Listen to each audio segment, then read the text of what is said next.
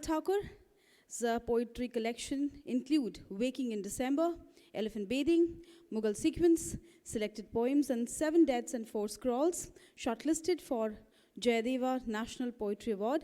A Hindustani classical vocalist, he has devoted much of his life to study, perform, composition, and teaching of music. Jerry Pinto is a Mumbai-based Indian writer of poetry, prose, and children's fiction, as well as a journalist.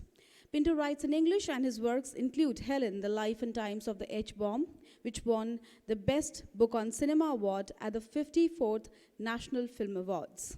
Mini Rao is a poet, translator, and scholar. She has 9 books of poetry, including new and selected poems, 2 books in translation, Bhagavad Gita as a poem, and Kalidas for the 21st century reader. Her latest book, Living Mantra, Mantra, Deity, and Visionary Experience Today, is an anthropology of mantra experience among Hindu tantric practitioners in Andhra, Telangana. Rahul Soni is a writer, editor, and translator based in India. He is senior commissioning editor with HarperCollins India, associate editor with the journal Almost Island, and program coordinator at the Sangam House International Writers Residency. And Arundhathi Subramaniam is an award-winning poet and writer, widely translated and anthologized. Her recent volume, When God is a Traveler, won the inaugural Khushwant Singh Poetry Prize in India and was the season choice of the Poetry Book Society, shortlisted for the T.S. Eliot Prize in the UK, and also the creative director behind Mystic Kalinga. May I request the creative director and all scholars, participants for this session to please join us on stage.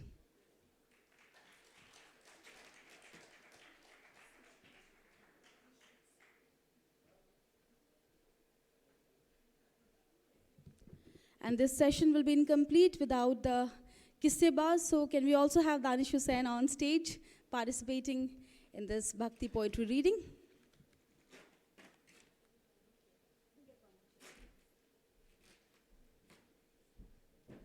Check. So we need one more.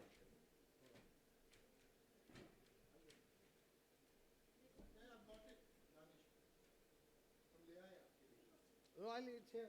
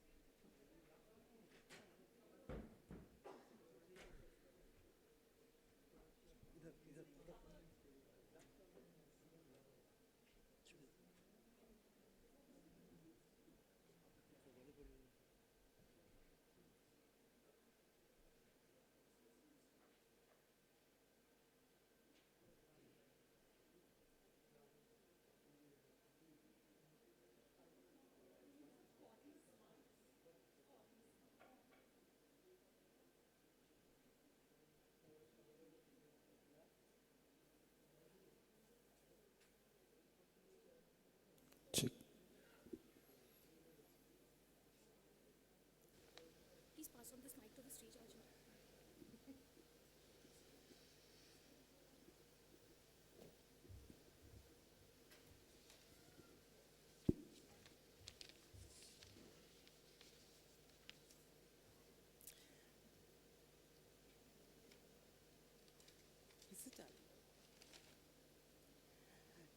I'd like to welcome all of you to this celebration of Bhakti poetry in English translation. We've talked so much about Bhakti over the past day and a half. It feels only right to devote one session to just hearing the sound of these poems. Not just here we're unfortunately not going to be able to provide it to you in the originals because not each one of us speaks all the languages of the subcontinent. But we do want to offer you these poems in translation. And that is our way of accessing these poems for ourselves.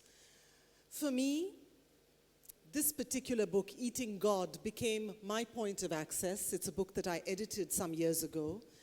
And it was this opportunity to tune in to what I consider to be some of the sacred pop songs of this subcontinent.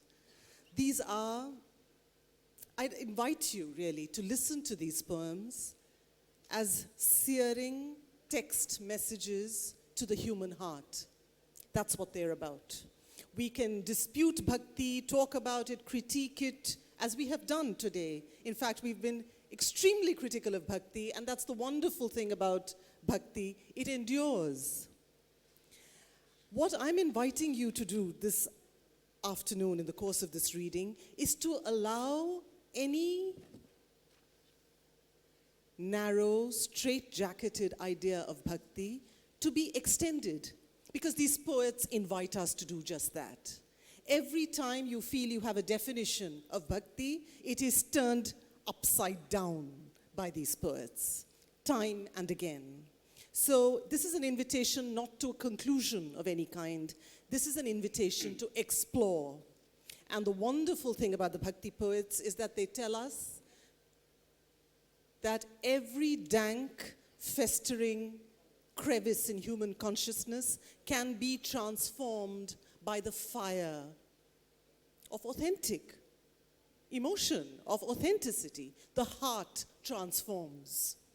And so we're inviting you to listen to the language of the heart, the very deeply intelligent language of the heart. I'm going to invite, many of these people are already in this book, Eating God. They've translated for the book. Others have undertaken translation in many other respects, like Mani Rao. And Danish Husain is, of course, our wonderful voice for this afternoon. He's very kindly consented to read some poems of Tukaram. We don't know where to begin, so I'm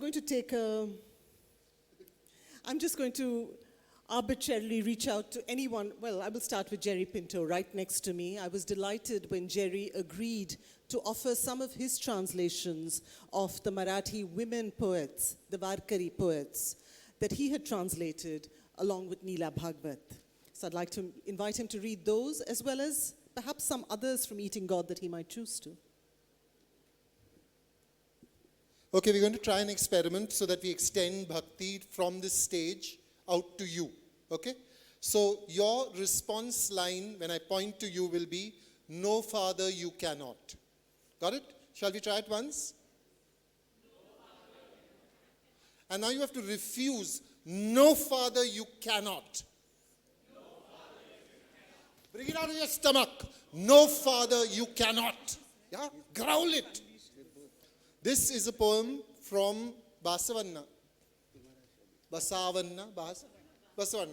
translated by H.S. Shivaprakash. The elephant is huge.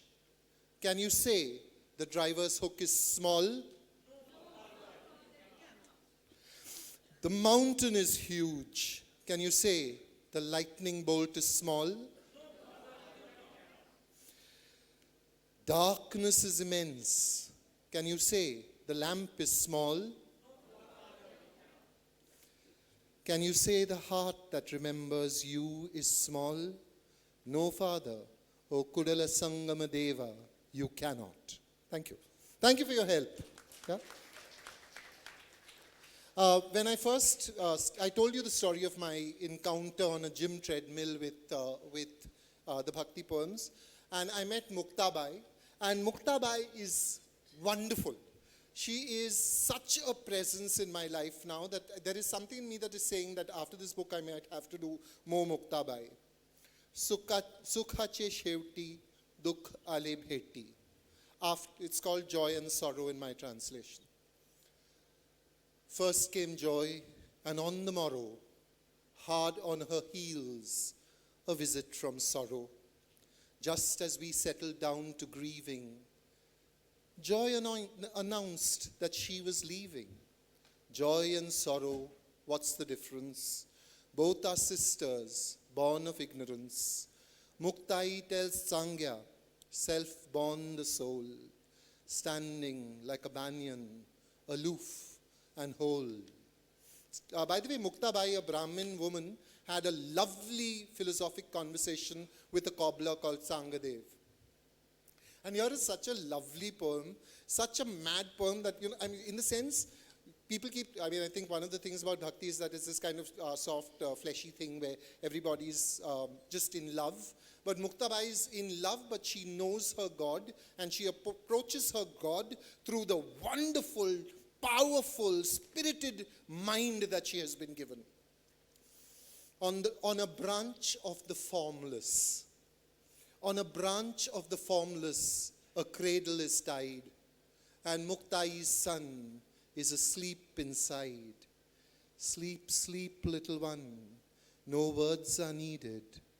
That one hand clapping can go unheeded. There's no sleep now, so why talk of waking? Just this alertness, this awareness breaking. This state has no name, but it lets you see.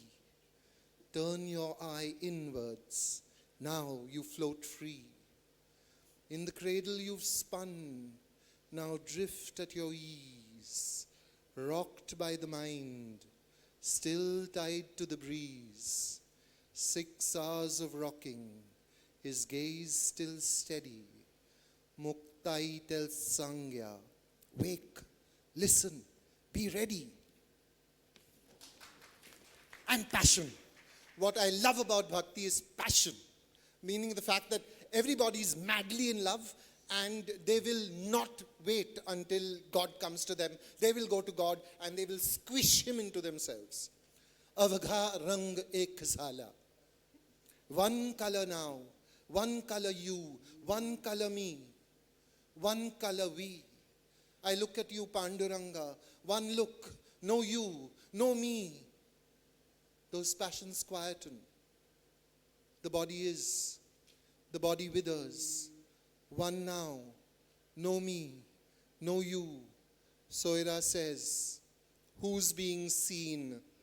Who's doing the seeing? And we had a lot of talk about Nindaswati, about generally abusing the God. Here is Janabai abusing her God. And my God, how she abuses him. Doitsa padhar ala khandyavarti. I have let my veil drop to my shoulders. Bareheaded, I will walk through the market.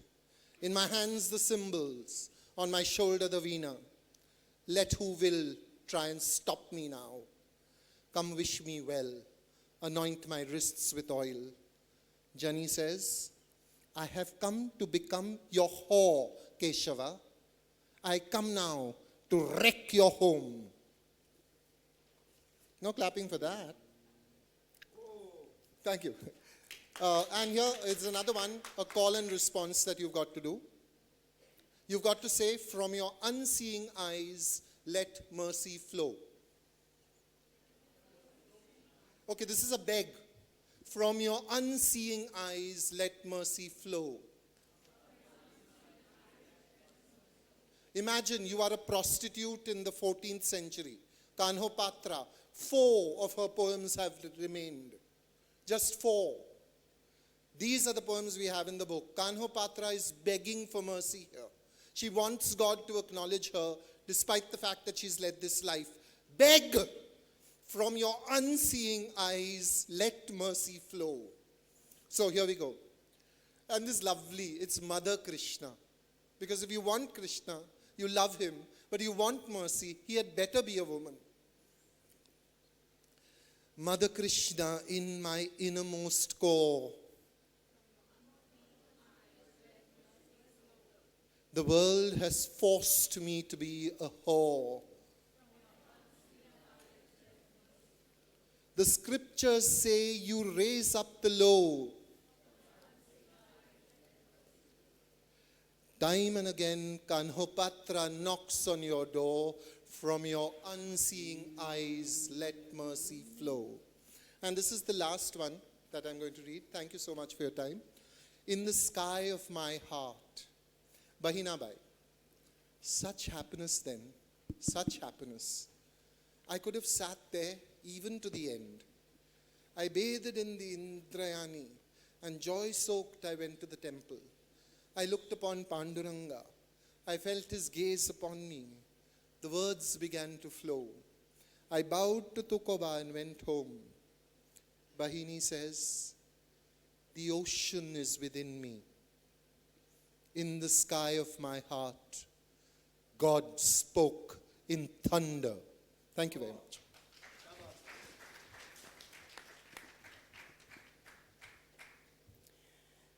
One possible way to hear these poems is just to listen to the tone.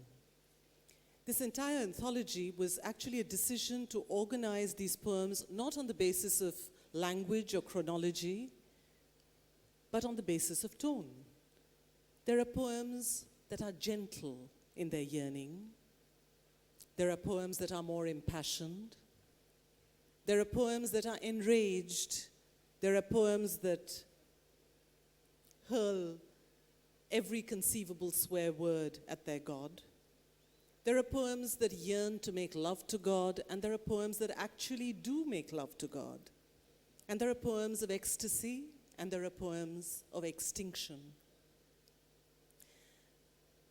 The most important thing about Bhakti poetry is that it is based on the notion of intimacy. It is based on the notion of, on the premise that the relationship between Bhakta and God is one of deep affection. It is not a relationship of contempt. It is this affection that allows the Bhakta to swear at her God and know that she is still loved, she is still deeply included. With that, I'd like to invite you to listen to the one woman who seared herself on Indian collective consciousness, Mirabai. And here's Rahul Soni with his own very interesting translations that I believe actually extend our understanding of Mirabai. I remember when I requested him to undertake some of these translations, I asked him whether he could pick those that offered us another way of looking at Mirabai. And there's one particular translation which I think does that more than any other, and I'm hoping he will read that as well.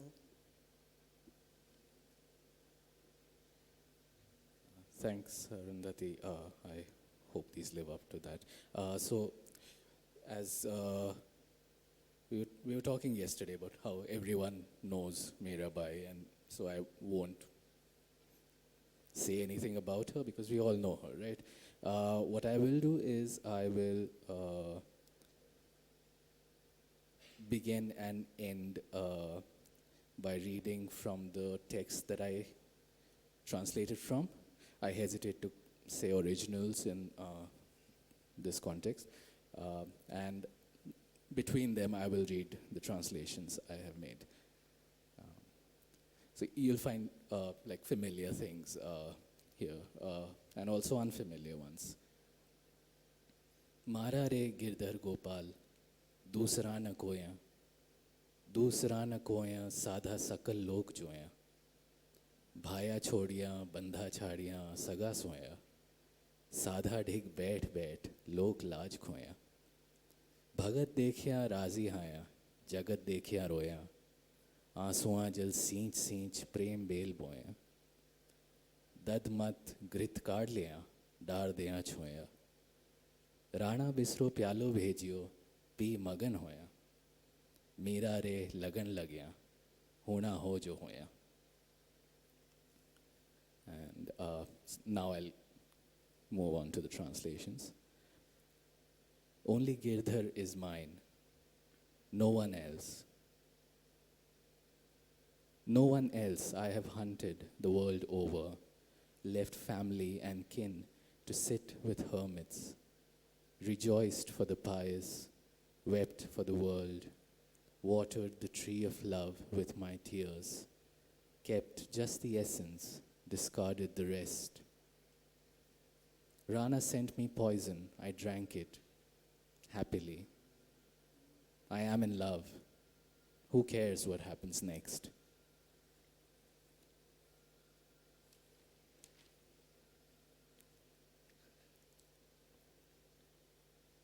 I'll go to Girdhar's home. My true love, his beauties ensnared me. I'll go at night, come back at dawn, play with him all day, entice him, wear what he wants, eat what he gives. Our love is ancient, I can't stay away. I'll sit where he says, let him sell me if he wants. He is my master, I will let him do anything.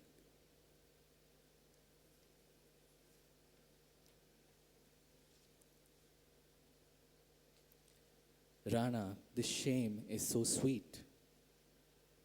Condemn or commend me, I will carry on. There's no turning back on this one-way street. Hermits speak wisely, sinners vilify. But Girdhar's my master, the sinners can go die.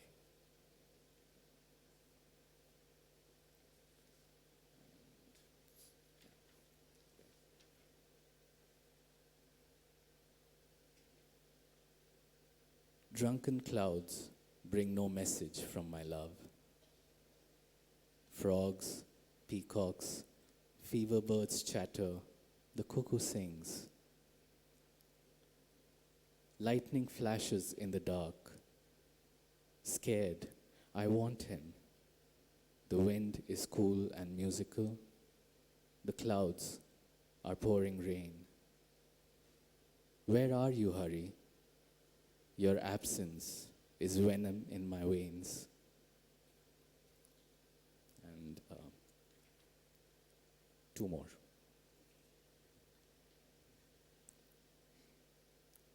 I dance wearing ankle bells. People say I'm mad. Mother-in-law says the ruin of our clan. Rana sent me poison. I drank it and laughed. Offered body and soul for one look at you. Girdhar, my master, now let me come to you. And finally. Fever bird, stop crying, Pia Pia, or I'll tear off your wings. Cut off your beak, rub salt in your wounds. I am aching for my Pia, my lover. I am his and he is mine. Why should you call to him? But if your call brings him to me, I'll gild your beak. I will crown you king. Crow, go tell my lover his woman cannot eat without him. She keeps crying, Pia, Pia. Come back soon, my master. You know all. Don't you know I can't live without you? And I'll read the original for this. Papiya re, पीव की वाणी ना बोल. सुन पावेली विरहनी रे, थारो राखेली पांख मरोड़. चौंच कटाऊं पपिया रे, ऊपरी कालर लूण. पीव मेरे, मैं पीव की रे, तू पीव कहे सो क्यों. थारा सबद सुहावना रे जो, पीव में लिया आज. चौंच मढ़ाऊं थारी सोवना रे, तू मेरे सरताज. प्रीतम को पतिया लिखूं कौआ, प्रीतम को पतिया लिखूं कौआ तू ले जाए. प्रीतम जी सु यूं कहे रे, थारी वेहरन धान न खाए. मीरा दासी व्याकुल रे, पीव पीव करत विहाय. बेगी मिलो प्रभु अंतर्यामी, तुम बिन रहा न जाए.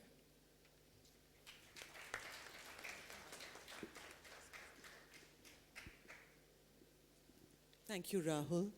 It was the last poem that I was particularly struck by, and I was very glad that Rahul agreed to translate it, because this violence of diction in the Mirabai poem took me by surprise. The image of Mira as this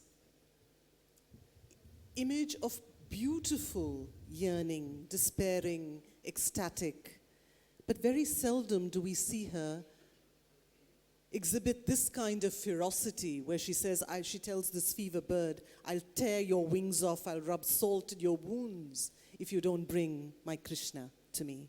So this was, again, the kind of tone that was unexpected for me as I was putting this anthology together. And I'd now like to invite Mani Rao to read her translations of, from the Gita.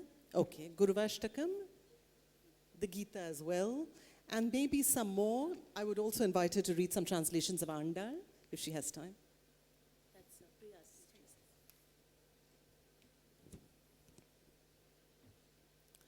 Guru Bhakti, that is my first theme. Those of you who have living gurus may have a chance for this guru, your guru, to walk in front of you. Grab those feet.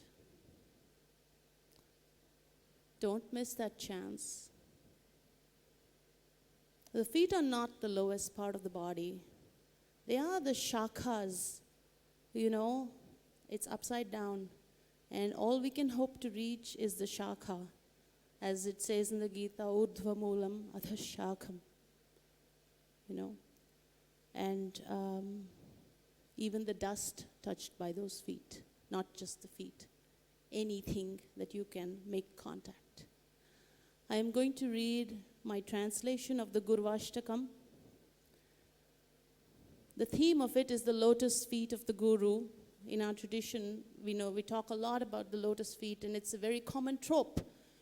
Even in the Saundaralari, Taniyam Sampamsum Tavacharana Pankeruha Bhavam. Beautiful, all the imaginaries around the feet. And it's not just a trope, because there is something there. And you very rarely find descriptions of the feet, because the feet are simply the goal, and what it tells us is where we are, the distance that we are at. The Guruvashtakam supposedly was composed by Shankara, but then so many compositions are attributed to Shankara, 8th century Shankaracharya. Shariram surupam tathava kalatram yashascharu chitram dhanam meru tulyam gurorangri padme manaschenna lagnam tatakim tatakim tatakim tatakim. Now there's a lot of comedy in this as well, and you miss the comedy if you're going to just be very serious about yourself. Kalatram dhanam putra pautradi sarvam griham bandhava sarvame tadhijatam gurorangri padme manaschenna lagnam tatakim tatakim tatakim tatakim. Shadangadi vedo mukhe shastra vidya kavichadi gadyam supadyam kharoti gurorangri padme manaschenna lagnam tatakim tatakim tatakim tatakim. So I struggle to translate this tatakim tatakim tatakim tatakim, which actually basically is related to each one of those phrases. Shariram surupam tatakim. So what? So what if your shariram is surupam, right? Which is so what? So what was what if? What if? What if became for me futile, futile with sound, tatafkim, futile. So I have the refrain of it's futile, futile, futile, futile. My body is shapely, so is my missus, and my fame pretty as a pick. I've got cash, Mount Meru heaps, but if mine's not at Guru's feet, it's futile, futile, futile, futile. Wife and wealth, kids and grandkids. I have a house and relatives, but if mine's not at home at Guru's feet, all futile, futile, futile, futile. Veda and Vedanga, I know inside out. Out come the Shastras when I open my mouth. I do poetry, I'm a pro in prosody. If mine's not studious at Guru's feet, futile, futile, futile, futile. Internationally respected, nationally celebrated. In proper behavior, there's no one but moi. If mine's not true at Guru's feet, futile, futile, futile, futile. On the world stage, king, emperor, mobs keep kissing my feet. If mine's not simple at Guru's feet, futile, futile, futile, futile. Thanks to my charity, my fame's gone far. Thanks to my blessedness, all worldly things are near. If mine's not anchored at Guru's feet, futile, futile, futile, futile. I've no thought for pleasures, treasures, love treats, yogic feats. But if mine's unfocused at Guru's feet, futile, futile, futile, futile. Both home and wilderness, I'm disinterested in job, life, and precious things. But if mine's insincere at Guru's feet, futile, futile, futile, futile. So, you know that you need to hire your guru as your driver because your guru keeps a lookout in the rearview mirror for what's coming at you, and you can just look ahead. And that's also what Arjuna did, had Krishna as his driver. And you don't actually usually dare look up at the guru. You just have to look for those feet, as we just talked about. But in the Gita, when finally Arjuna takes a look at the Vishwarupam, that's when he has the whole sort of outburst of shock, horror. It doesn't feel like joy, it really feels like horrified awe. He's just totally awed. When I started translating this, I was utterly nervous. I was so utterly nervous that I'm going to be translating the Vishwarupam section tomorrow. Oh my God. And I called my mother. I was in the USA and my mother was in India. And my mother said, just relax. It's just a lot of hands and feet. So I smiled and went ahead doing that. Just translating.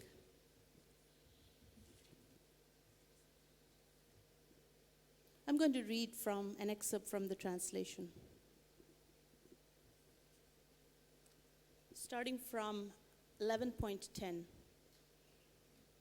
Myriad mouths, eyes, divine jewelries, raised weaponries, what a sight, in divine garlands and clothes, perfumes and balms, infinite, omniscient, facing all directions at once, all wondrous. If 1,000 suns rise together in the sky, imagine that, the brilliance of this awesome one. There with Krishna, Arjuna saw in the body of the God of gods a diverse one universe. Arjuna, overcome by surprise, goosebumps, bowing his head, said reverentially, "Oh my God, I see you. In your body, deities, a gathering of all sorts of beings, Brahma seated on a lotus, divine serpents and all the sages. I see you everywhere, infinite form, myriad eyes, arms, bellies, faces, no end, no middle, no beginning. I see the deity of the universe, its form. I see you, so hard to see, in totality, with the crown, club, discus, blazes, sun, fire, radiance, infinite mass of light, shining everywhere. I get it. You're the highest goal of knowledge, the deepest anchor of the world, everlasting, undying, defender of eternal law, the original one." See, in this section in the Sanskrit, actually, the word pashyami repeats so much. Pashyami, pashyami, pashyami devans tava deva dehe sarvans tatha bhuta vishesha sanghan. Later, nantam na madhyam na punastavadim pashyami vishveshwara vishwarupan. And it is by seeing that he gets it. He says matome. That's when you know it's by seeing. It is repeat. The refrain keeps on repeating. In every verse you get pashyami. So I get it. This Sanatanastvam Purusham Matome. I get it. You're the highest goal of knowledge, the deepest anchor of the world, everlasting, undying, defender of eternal law, the original one. I see you without beginning, middle, end, infinite arms, infinite strength, your eyes, the sun and moon, your mouth a blazing pyre, by your brilliance, the universe afire. In all directions you, O solo, you fill the whole between heaven and earth, the three worlds, earth, heaven, and in between, shudder at this, a terrible marvel form. There I see hordes of deities going into you. They're terrified. They praise you, make reverent signs. Hordes of great accomplished sages. They say hello. They praise you profusely in hymns. They see you, the Adityas, Rudras, Vasus, and Sadhyas, all the deities of the universe, the Ashwins, the Maruts, the ancestors, hordes of Gandharvas, Yakshas, demons, and the accomplished. And they're all bewildered, seeing your myriad mouths, eyes, arms, thighs, feet, bellies, and gory teeth. The worlds shudder, and so do I. Seeing you ablaze, a spectrum touching the sky, mouth agape, fury, expansive eyes, oh Vishnu, I tremble within. I find no peace. I can't stand it. Seeing your mouths, your gory tusks, like the end of time blaze, I don't know where I am. I can't find a place. Have mercy. Deity of deities, home of the universe, there.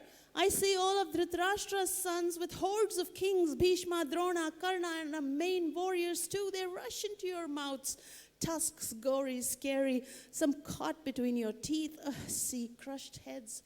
The heroes of the human world enter your mouths, blazing as river currents run to the ocean. The worlds hurry into your mouths to be destroyed, frenzied moths to flame. All around you devour, you lick all the worlds with your fiery mouths. While your brilliance fills the worlds, your rays consume them. Tell me who you are, sir. Oh, so ferocious. Salutes to you, O best of deities, mercy. I want to know, original one, about your ways. I have no clue. Krishna, I am time, the force, that is the Kalo was me section. I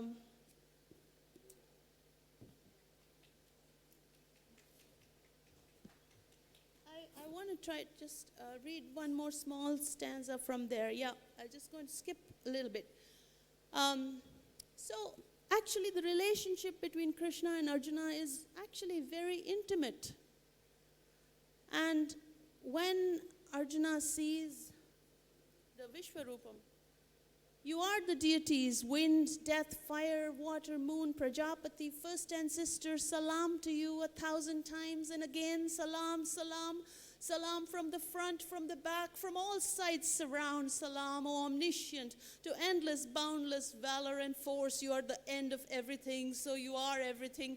From ignorance of your power, tipsiness or fondness, I've been rash, said what not. Hey Krishna, hey Yadu boy, hey buddy, thought you just friend. If for joke's sake, when we went out, or lay back, or sat around, or ate, if for joke's sake I've treated you disrespectfully in privacy, or, good Lord, in front of others, I beg pardon, O unfathomable. You're the father of the world, of the animate, inanimate, its worshipped, weighty teacher.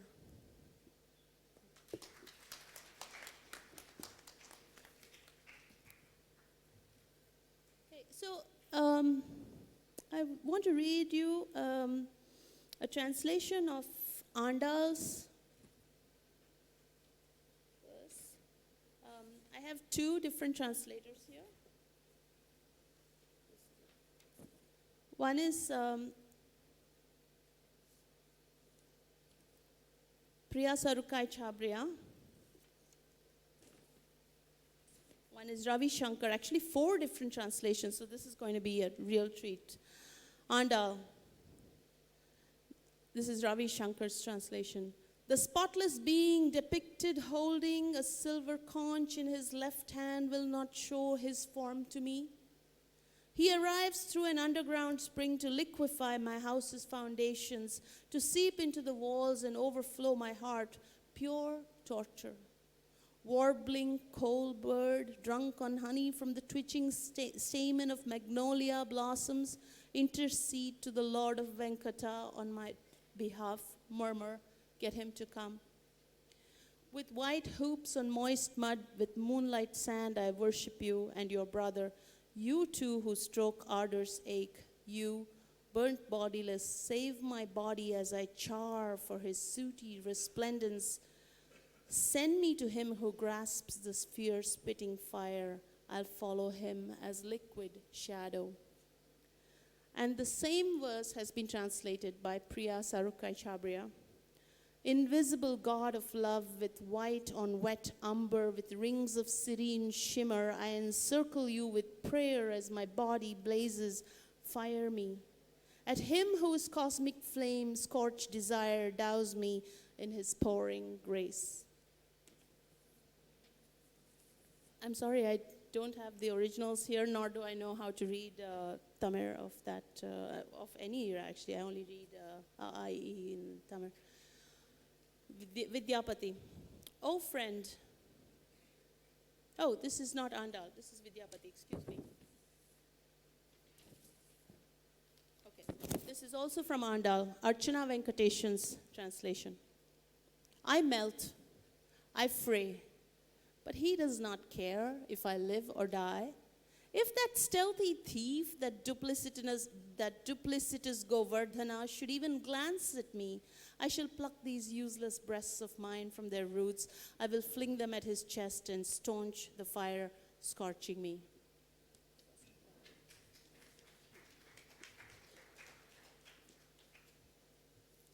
Andal, for those of you who are unfamiliar with her work, was a very major woman mystic of the South. She wrote in Tamil, she sang in Tamil, and we've heard various references over the past couple of days to significant women mystics.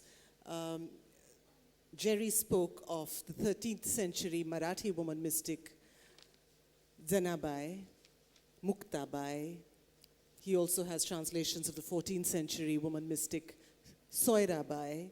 We have Lal Ded, whom I'm going to ask Anand Thakore to read shortly, translated by Ranjit Hoskote. She is a 14th century Kashmiri woman mystic. But Andal, it's important to remember, this is one of the very early women's voices that we hear in the subcontinent, speaking brazenly and audaciously of this sensual love of her God.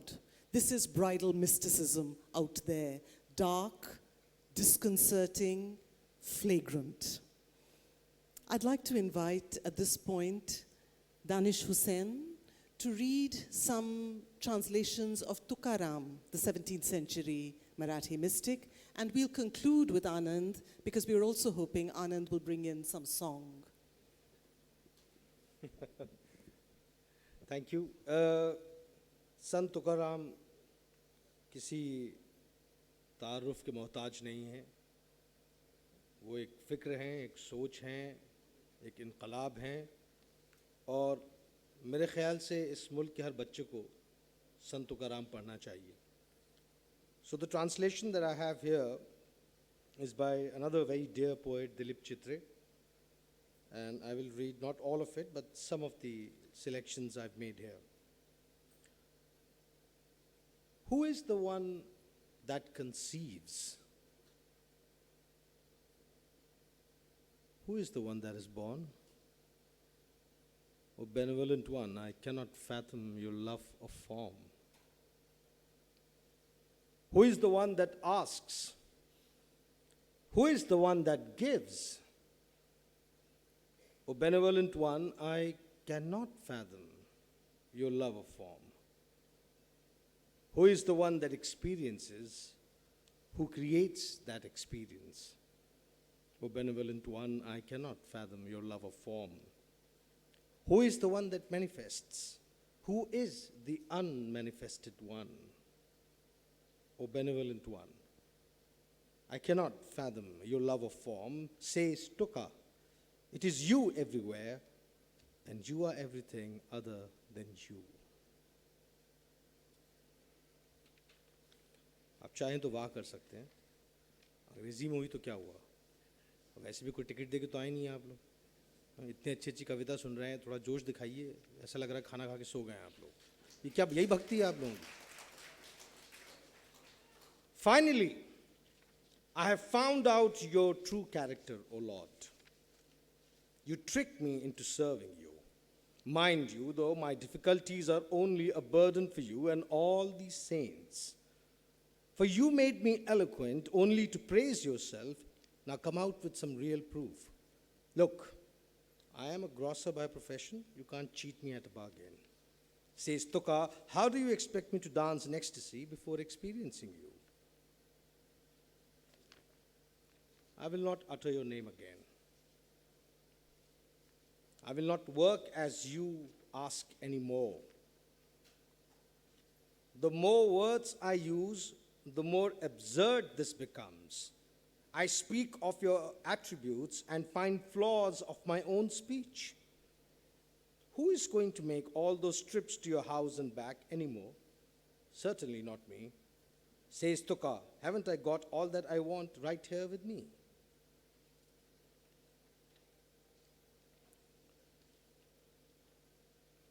You haven't yet paid me my price, my wages due. You haven't yet paid me my price, my wages due.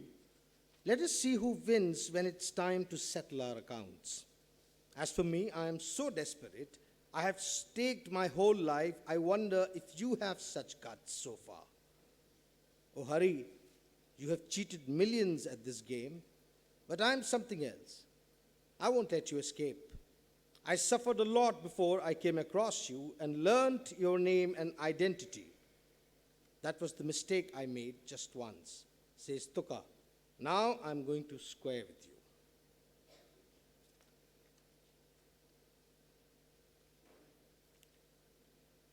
Whirl around yourself, and the world seems to whirl around you. Stand still, and everything is stilled within a vast stillness.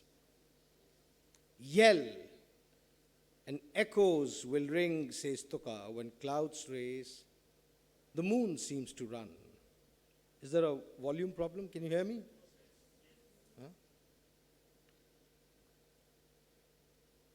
To arrange words in some order is not the same thing as the inner poise. That's poetry. The truth of poetry is the truth of being. It's an experience of truth. No ornaments survive a crucible. Fire reveals only molten gold. Says Tuka, we are here to reveal. We do not waste words. Where does one begin with you, O Lord? You have no opening line.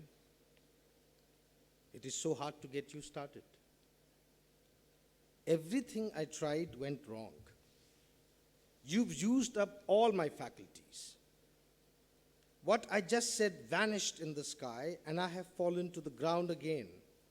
Says Tuka, my mind is stunned. I can't find a word to say. And the last one? I'm nothing, a nobody, native of nowhere. I'm alone in my own place. I do not visit any place. I neither come nor go. I talk to emptiness. Nobody belongs to me. I belong to nobody. None of this is true. I do not have to live. I do not have to die. I am undivided. Says Tuka, I have no name or form. I am neither active nor passive. Thank you.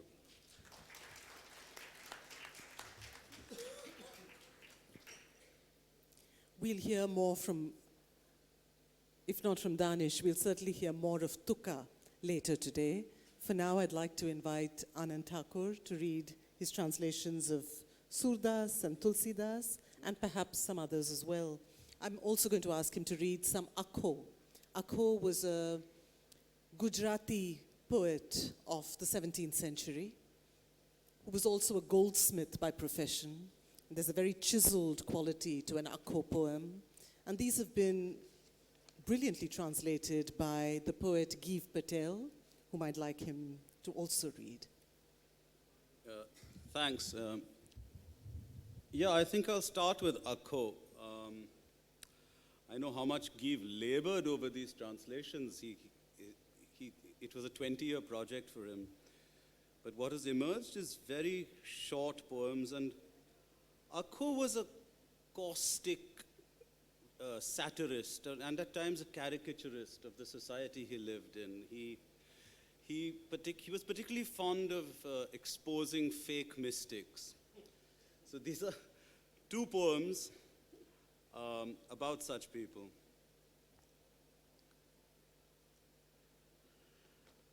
The dude, bathed, scrubbed, perfumed, tucking in eats till he bloats stud size, battening on each pleasure on earth.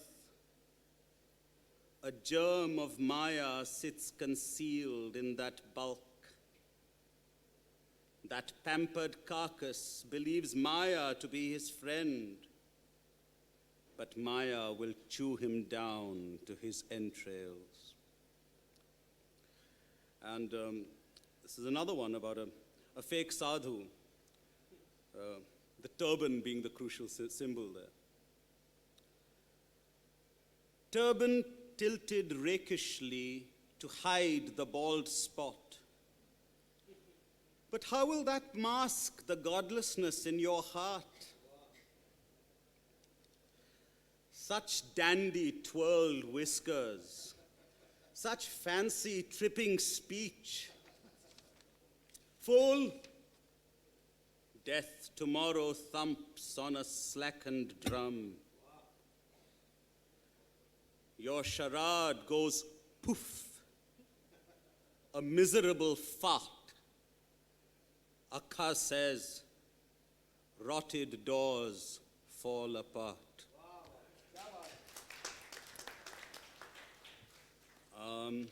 Okay. To move from there to the more lyrical and shrungarik world of Surdas, I quoted this poem yesterday, but then I couldn't find it in the book, so I'm going to read the first few lines in the original. It's Surdas poems follow a cyclic structure. They revolve around a single line, like a lot of bhajan poetry does. So what most translators do is they take the first line and then they follow a linear structure, content-wise, verse by verse. I tried to get the repetition in. So I'll read the original. The basic line is, Dhag, dhag, din, Murali adhar saji balbi, Naad suni vanita vimohi, Ghar bisare cheer, Murali adhar saji balbir. Dhenu trun tyaji thade bach, Taji mukh cheer, Murali adhar saji balbir. नैन मूंद समाधि धर खग बैठ जो मुनि धीर मुरली अधर सजी बलबीर डोल नहीं तृणलता बिथ के मंद गंध समीर मुरली अधर सजी बलबीर सूर मुरली शब्द सुनी थकी रहत जमुना नीर मुरली अधर सजी Balbir.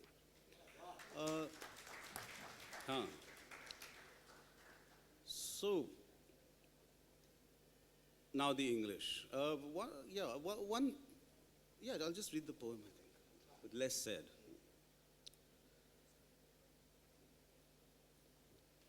The flute has but to touch his lips and see.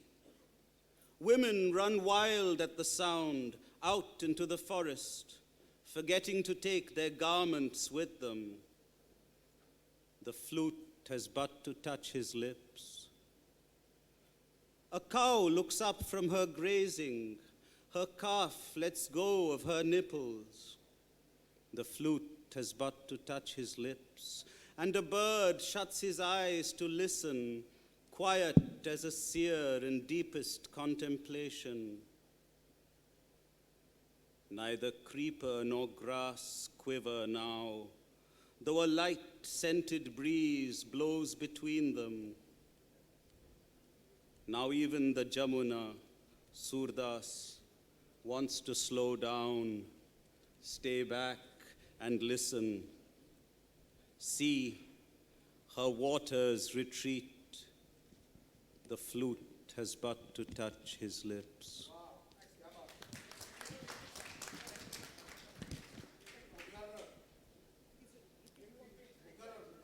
Repeat the whole poem? Okay. Now even the Jamuna, Surdas, wants to slow down, stay back and listen. See, her waters retreat. The flute has but to touch his lips.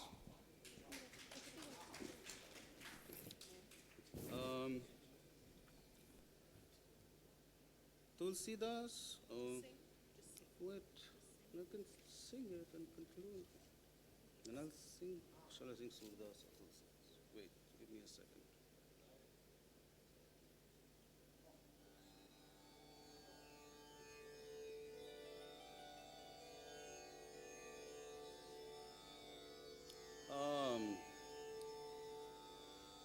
क्या सुनाओ सूरदास या तुलसीदास नहीं तुलसीदास ना आप लिखो ठीक है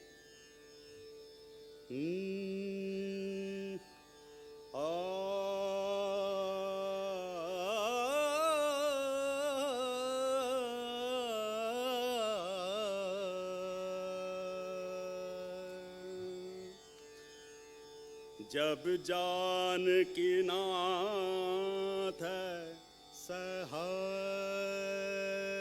करे तब कौन बिगाड़ करे नर तेरो जब जानकी नाथ सहाय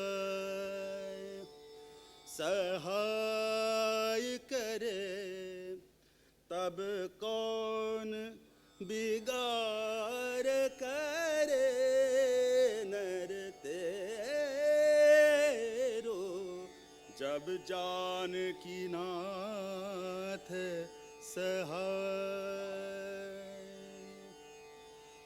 सूरज मंगल सोम भृगुसुत बुध और गुरु वरदायक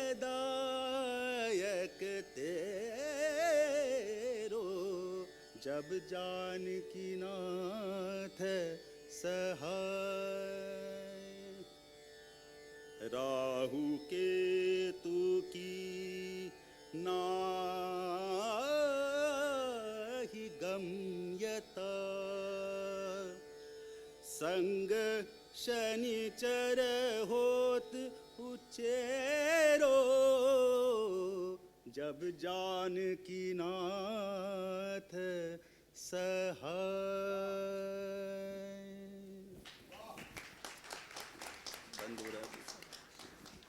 And with that, we come to the end of this session. A round of applause for these wonderful poets and readers. Thank you. Thank you so much.